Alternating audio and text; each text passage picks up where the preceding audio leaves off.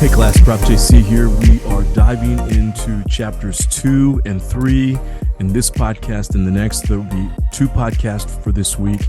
And in the first one, I want to talk about this idea of humility and diversity. And the next podcast, we're going to talk about empathy and diversity. So I just want to read different statements. Again, we're in this book here called How to Be an Inclusive Leader by Jennifer Brown. Phenomenal book. I recommend that you get it for your library. I think it'll be good for your leadership journey. I just want to read some of the statements that she makes, and we want to talk through them today as we really try to build this idea of humility and empathy, which, here's what I would say. Yes, this is a class that's looking at diversity, cultural dynamics, inclusivity, all this kind of stuff. But really, great leadership is founded on those 2 elements of humility and empathy. And the reason why I say this all the time, the reason why I'm going to have a job for the next 40 years, I'm 44 now, and I hope to work till I'm about 85. I'll have a job for the next 45, 46 years is because, or I guess 40 years, 40 to 41 years. Not great at math, obviously. But the reason why I'll have this is because there's so many leaders in industry, in the marketplace, who lack humility, who lack empathy. You've had those leaders before. Some of you may be wrestling with that in your own leadership journey, how much humility you have, how much empathy you have. So it's not just about being an inclusive leader. I think that being an inclusive leader is being a good leader. So the traits we're talking about here aren't just about, hey, how do we do DEI well in our organization? No, it's how do we do leadership well in the organizations in which we serve. She starts off on page 30 here, and she makes this she states this sentence here, and she says, the journey to become an inclusive leader is a personal and imperfect one. We are bound to make mistakes along the way. And so I want to add this here. It's important for us to have grace and compassion for ourselves. And it's important for us to understand that this is going to take time. It's also important for us to understand that some of us don't even know that we're on the journey yet, or don't know that we're resisting this journey yet. I was in a class recently walking through this information here about diversity, equity, and inclusion, and it was a pretty diverse class, and these were leadership students. They're in the master's program. It was an in-person. And I think the classroom was shocked, and I was shocked a little bit about how unaware all of us in the room were when it came to this subject of diversity, equity, inclusion, bias, unconscious bias, everything that we're talking about. And what I saw was really a lack of humility that kind of permeated that room. Now, it's not to judge, though, because, again, we're on a journey and we're going to make mistakes. And sometimes we think we're in a whole different stage and we haven't even made it to the starting line yet. And I think that's what I saw, was a class that probably thought they were more in the aware stage, maybe active, but I'm looking at them and saying, you haven't even hit the starting line. That may be the case with some of us on the call today. And then she says on page 31, it's important to remember that the inclusive leader continuum, we talked about that last week, moving from unaware to aware to active to advocate. And again, you get to make that decision. This is such a personal thing we're talking about here. Some of you on this call will be advocates for DEI in your organization. Some of you will be active. Some of you will be safer just to be aware. And I'm not here to judge that. Again, you're not going to make a grade by saying I'm an advocate for DEI. This is a long journey, a long process with a lot of organizations who aren't even sure if this is a journey they want to make, or don't even really know how to make the journey. So I understand that. Okay, so let's keep going here. Page 31. In the unaware stage, Jennifer states, you revisit the history you were taught to better understand what you may have been missing. You deepen your knowledge and understanding of the legacies of discrimination and the systemic inequities, that persist today. You reach out to people from other identity groups to learn more about their lived experiences and how they may differ from your own. That's what this whole unaware stage is about. She goes on to say this. She says, in this stage, you recognize that self-reflection and humility are critical to the process of becoming an inclusive leader. The reality is, if you haven't been directly affected or impacted by discrimination or inequities, it can be easy to misunderstand or tune out the problems and challenges that other people face. So during this stage, Jennifer says, you also dive deeper into learning more about the concept of bias, and that's what we're going to be talking about. You examine your own biases and reflect on how they show up in your own beliefs and behaviors, how they influence your perceptions of the world and the people around you. You begin to recognize that workplace policies and practices and systems also promote and perpetuate biases and inequities. So again, for some of us, we really need to spend some time in this unaware stage, understanding how unaware we are.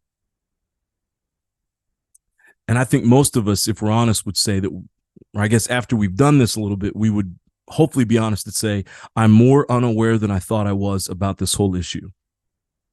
As you progress through this stage, and I watch this, and here's why this is such a hard concept to talk about. I was having a conversation about this with my wife this past week. So I'm Afro-Latino. She is a Latina from Mexico. And so this is, this subject runs deep in our family. And I was telling her, I'm pretty nervous to teach this, in person, online. And last week, some of the things that I experienced, around this proved why this is hard to teach. And here it is on page 31. As you progress through this stage, the unaware stage, and I'm finding most of us probably think we're aware, probably think we're active, but we might be all the way back at the beginning stage, haven't even reached the front line, haven't even reached the beginning line of becoming unaware, of understanding our unawareness. And here's what she says: as you progress through this stage, it's common to feel uncomfortable and to find yourself becoming guilty, angry, or defensive. That's what a lot of people become. I'm not that. I'm not racist. I'm not out there doing these things. I'm not out there, pushing forward inequities. Therefore, I'm not racist. Therefore, I'm not unaware. Don't tell me I'm unaware. Don't tell me I have privilege. Right? And so if we're not careful about that, then that's what we become. But you begin to recognize, and I hope that this is what we have to understand, that discomfort, that discomfort that you feel, that I feel, even just talking about this, it is a sign of growth, and maybe a sign of much needed growth. She goes on to talk about this idea of humility. She talks about being on a panel, and she used the word paralyzed. Simple word there. But she was talking about how people become frozen. So she said, that leaders become paralyzed. And she was kind of pulled off to the side afterwards. This is Jennifer Brown, and said, hey, it probably isn't good to use that word, because there were actual people who are actually paralyzed, and they experience paralysis on a daily basis. So it's probably better if we find a different word. And so she had to approach that with this idea of humility. So she talks about this. This is the practice of humility, a willingness to accept new ideas, to accept new information, to accept new perspectives. And I think this is why this subject of diversity, of equity, of inclusion, all of this is hard to talk about, because I think most of us really wrestle with the ego. And if you're in a leadership program, you really wrestle with the ego. It takes ego, necessary ego, to step up in front of a group and say, I've got what it takes to lead this group. I'm going to join a leadership program. I'm going to get a master's in business. I'm going to get a master's in leadership, whatever it is, because I believe I have what it takes to lead. There's a certain level of ego and narcissism that goes into that. And I would say that there's a healthy form, okay? Now, what we see dangerously, we see in a lot of organizations, people move from that healthy form of ego, that healthy form of narcissism, and they go all the way over and it becomes toxic, toxic ego, toxic narcissism. But there's a healthy form. But because we have that within all of us on this call, it's easy for us to become defensive. I know what it takes to be a leader. I'm in this program because I am a good leader. I just want to, hone a few skills, or I just want to have a degree on my wall that says it, but I don't need this, JC, right? I'm not racist. I'm a good leader. I have humility. But it's the willingness to pause as a leader and say, okay, I don't have all the answers. Even if I think I do, even if I'm close to graduation, I still don't have all the answers when it comes to leadership. This degree is not going to mean that you're a great leader. I've said that multiple times. You can walk out of here and have all A's and still be a crap leader, right? And if so, we haven't done our job right. You haven't done your job. I haven't done my job, right? And so it's that willingness to accept new ideas. But I think that's what great leaders do anyway. Okay, and so that's important for us to understand that. The compulsive need to be right, it says down here, is one of the biggest obstacles to building inclusion, okay?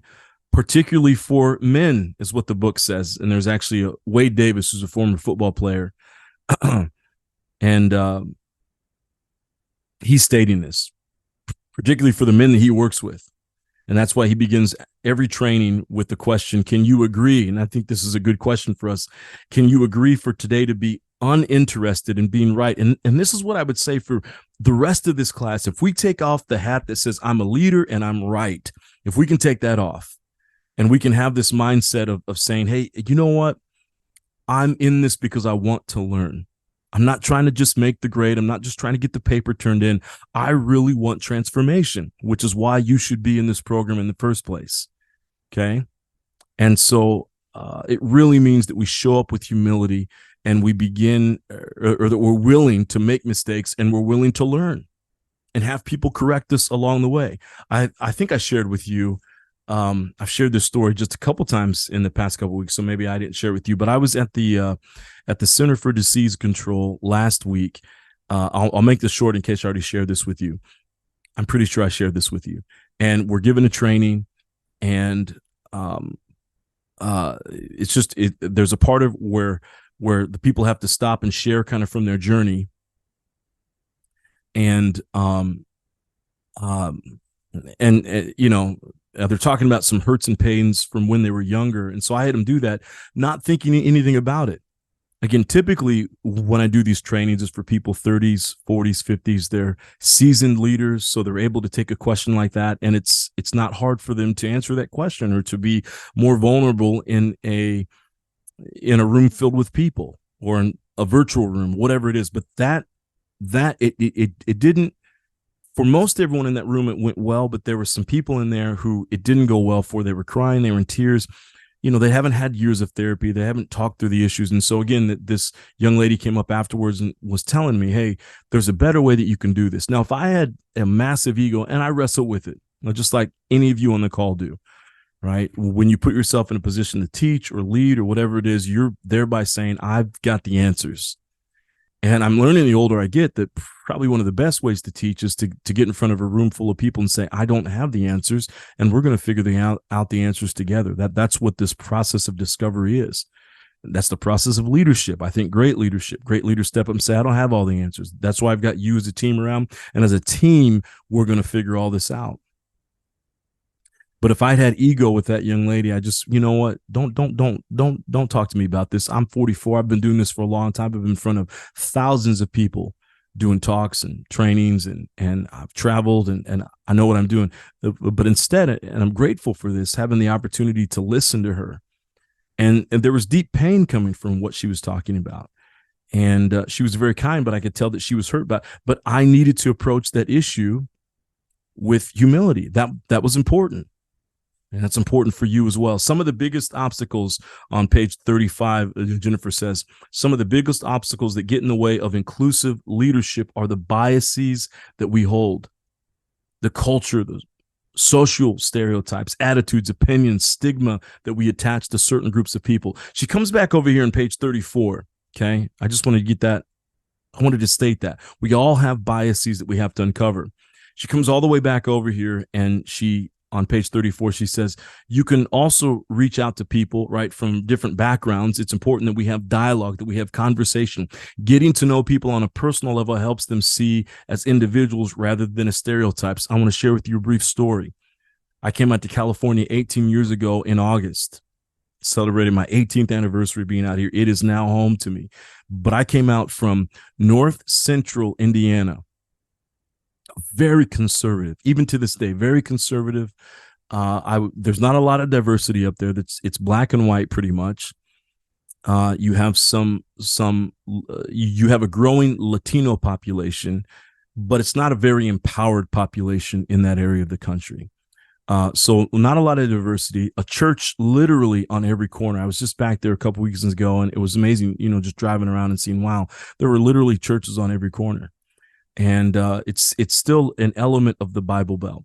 And so I came out to Southern California with a whole different view on many things. Now, I'd served my country in the military, so I wasn't quite as conservative, maybe in some of my beliefs that I had when I was 7, 8. And again, I'm not saying there's anything wrong with conservative beliefs. Okay, so let me make that clear. I'm not saying there's anything wrong with anybody who has conservative beliefs. But the beliefs that I held in Indiana were different from kind of how I saw the lifestyle in California, and I wrestled with that. I ended up working at a school, and I worked up in the front office. I helped out with some of the administration, kind of planning the events. And in that school, there was a counselor who was gay, and she was great. By all accounts, she was great at her job, and everyone spoke highly of her. But I kept an arm's distance away because, again, how I was raised and my beliefs and my context and what I thought about certain things, it kept me at an arm's distance away from her. And I was there probably about 6, 7, 8 months, and I really watched her from a distance because I had this certain belief about her, but I couldn't help but think, what I believe about her is not really bearing out in her actions, because she was really amazing with the kids. She was amazing with the students. She was amazing with the staff. She was an amazing human being. Fast forward to spring, and we had this event, and everyone could bring their partners, spouses, friends, whoever, and that was teachers included. And she brought her partner, and I happened to have a conversation with the two of them.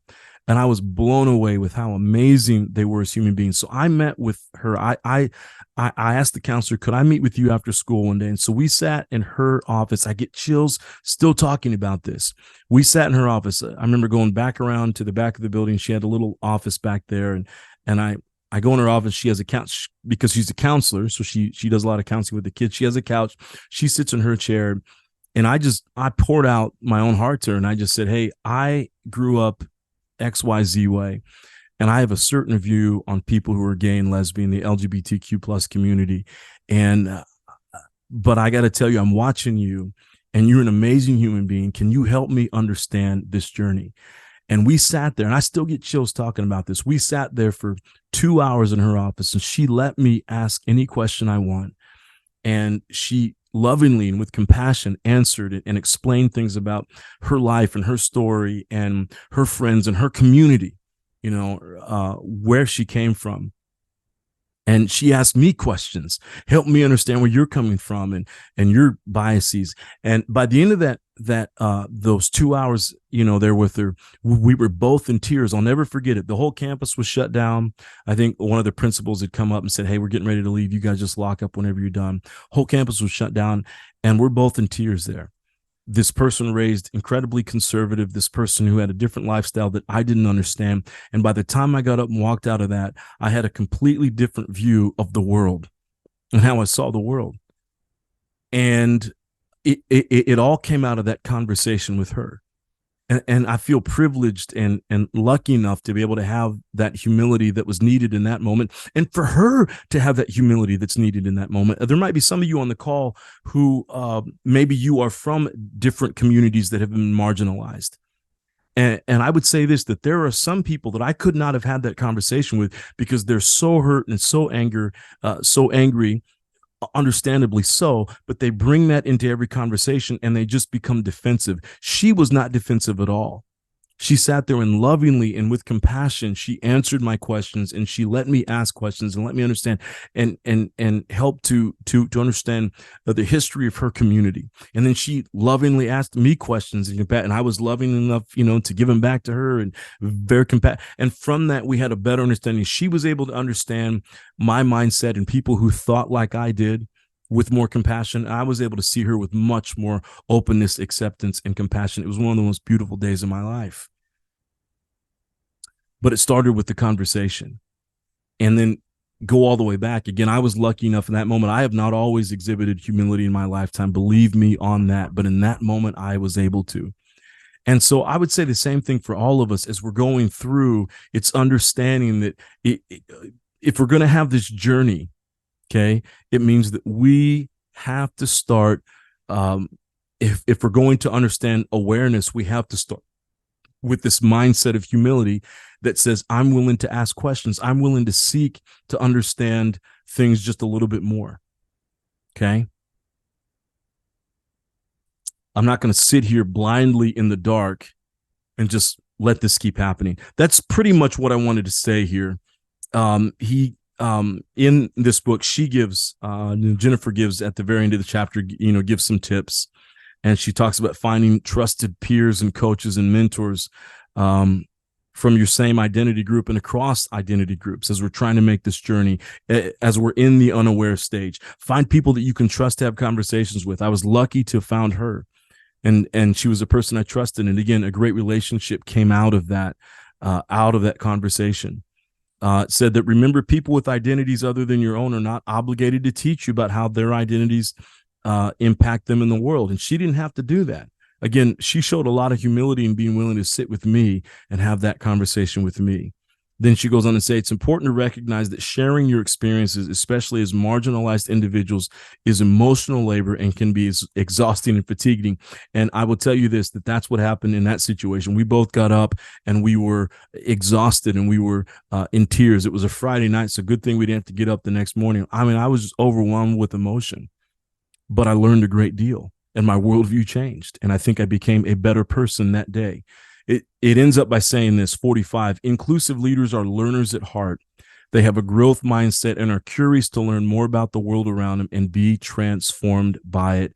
They believe that there will always be more ahead to the process to learn about, and they're unafraid to return to the unaware stage again and again and again, because they realize this, look, I'm going to have to keep coming back to this unaware state. So here's what I want to ask you to do.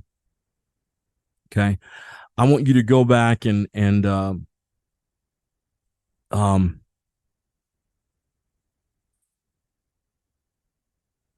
to figure out, there's so much that we get. I wish we were in a classroom together so we could talk through this. There's so much that I would want to have a discussion about. Talk to me about this. Okay. So I just have two basic, questions that I want you to, in terms of what we just spoke about. Don't just give me some random definition. In terms of what we just spoke about, why is humility important for you on your journey to become an inclusive leader? I want you to answer that. Why is humility important based on what we just talked about? Okay. Don't just give me some random answers, but based on what we just talked about in this talk right here. Why is it important to have humility? And then I want to ask you this question from your own self, or for you to think about yourself. And again, no one else is reading this. Okay. And I'll be honest with you, I will read to make sure you did it, but I'm not even going to dive in too heavy, because I don't want you to think that I'm intruding on your own journey here. Although I learn a lot when I read from you. Is there a place in your own life? This is the second question. Is there a place in your own life where you are lacking humility when it comes to leadership? And what does that look like? Okay. Now, I would say this, I'm asking you, is there? But I already know the answer. There is, because that's the case for all of us. We all have that. I wrestle with it every single day, and I study this for a living. So I would venture to say that if I'm wrestling with it, a person who studies this, who's immersed in this 24/7, more than likely you have a blind spot as well. You have somewhere in there where there's probably a lack of humility. I want you to reflect on that, and I want you to write about that and just talk about it. And then tell me what is one or two things that you can do to help overcome that one area, or wherever it is, whether it has to do with diversity, whether it has to do with just simple leadership. Where is an area that you lack humility in your own leadership? And write about that, and feel free to go deep. So that's all I have for this video. We have one more video this week as we talk about this idea of empathy. And again, this is so important. I wish we were together in a classroom, because we would work through some exercises. I've got another class I'm teaching right now. It's a 16-week course. And so we're going to spend 16 weeks really diving into this and really going deep, and a lot of self-reflection, a lot of discussion on this. Because again, I think if someone wrestles with this, it says more about their overall leadership than just about their idea surrounding diversity, right? So it's important for me that we walk away and we have that sense of, this is important, talking about diversity, because leadership is important, and this is an aspect of it. One last thought that I want to give you. There's a great the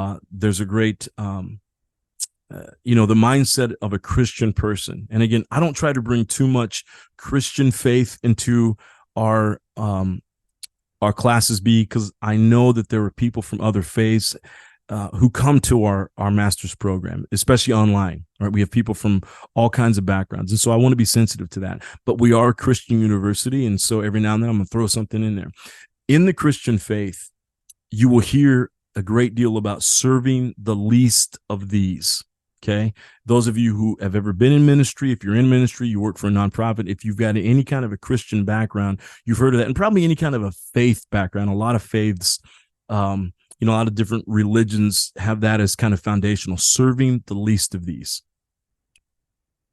If you call yourself a person of faith and you are a leader, it is about serving the least of these. And that's why everything that we're talking about is incredibly important for your journey in life and in your profession. That's all I got for you today. I look forward to reading your answers, and I look forward to you diving into yourself to just kind of rooting out those things we need to root out, so we can be on a really solid path to being a great leader. Thanks so much for listening. I'll see you in the next video. Take care.